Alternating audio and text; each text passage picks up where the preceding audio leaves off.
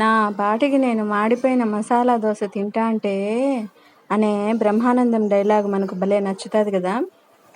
అలాగే మిద్దిపైన నా పాటికి నేను కసువు దోసుకుంటా మొక్కలతో స్పెండ్ చేస్తా అంటే ఈ పిల్లులు రెండు అట్రాక్ట్ చేస్తున్నాయి.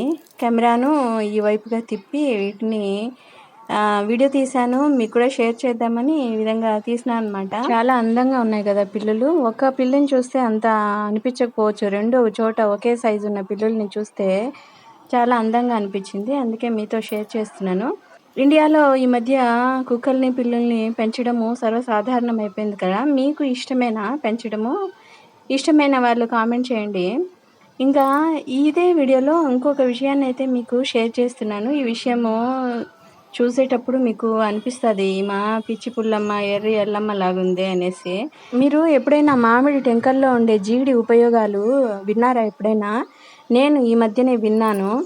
బాగా ఈ ఈ మామిడి టెంకల తినడం వల్ల B12 అధికంగా ఇంప్రూవ్ అవుతుందంట. ఇలాగే ఎట్టికి అట్లా పడేసి ఎండేసేయచ్చు.